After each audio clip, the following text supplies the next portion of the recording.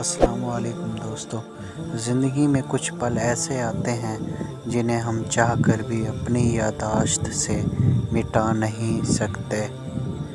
मुझे इख्तलाफ है उन लोगों से जो कहते हैं कि वक्त हर ज़ख्म को भर देता है।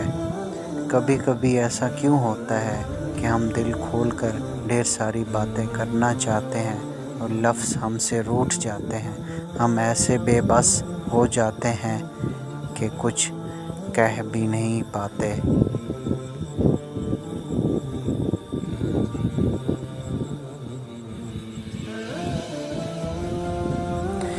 कितना तकलीफ़ देह होता है जब आपको किसी के घर की तलब हो लेकिन वो मसरूफ़ हो, या फिर कोई आपसे उस वक्त गुफ्तगू करे जब उसे कोई और गुफ्तगू के लिए मुयस्सर ना हो। दोनों सूरतों में आप तन्हा ही होते हैं और लब सिले हुए। कभी कभी हम खुद से ही इतना दूर हो जाते हैं कि चाहते हुए कभी अपने मन में झांक नहीं पाते। बेजारी की एक कैफियत नहीं, मुकम्मल अज़ियत है। बाज़ लोग मुस्कुराना बिल्कुल भूल जाते हैं, यहाँ तक कि उनके होंठों के गिर्द लाइफ लाइन्स भी गायब हो जाती हैं। फिर अगर कभी वो ज़रा भी मुस्कुरा दें तो लगता है कि उनकी गर्दन पर कोई अजनबी चेहरा आ ठहरा है, ऐसा अजनबी जिससे आप शनासा भी हों और वो आपको अच्छा भी लगे। कुछ आजमाइश और मुश्किलात ऐसी भी होती हैं जिनके ख़त्म होने पर इंसान को एहसास होता है कि वो ज़हमत नहीं, रहमत थी।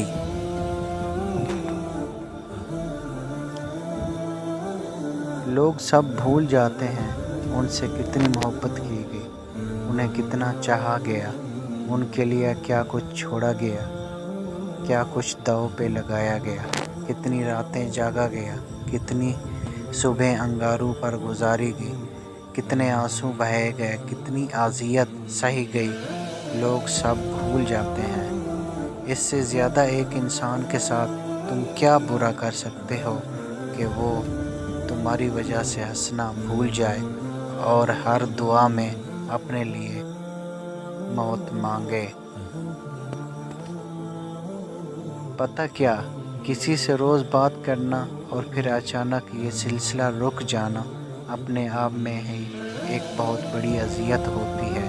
बंदा उससे बात करना भी चाहता है, लेकिन जब पता होता है कि अगले बंदे ने आपको इस तरह से रिस्पॉन्स नहीं देना जिस तरह से पहले देता था, तो आप चाह कर भी बात नहीं कर सकते। ज़िंदगी में कुछ पल ऐसे आते हैं जिन्हें हम चाह कर भी अपनी याददाश्त से मिटा नहीं सकते। मुझे इख्तलाफ है इन लोगों से जो कहते हैं कि वक्त हर ज़ख्म को भर देता है। हम लोगों से सिर्फ़ तब तक लड़ते हैं जब तक हमें उनसे प्यार की उम्मीद होती है। जब वो उम्मीद ख़त्म हो जाती है तो हम लड़ना भी बंद कर देते हैं। कभी कभी ढेरों लफ्ज़ होने के बाद भी बोलने को दिल नहीं चाहता, ना बताने के लिए, ना जताने के लिए, ना हमदर्दी के लिए।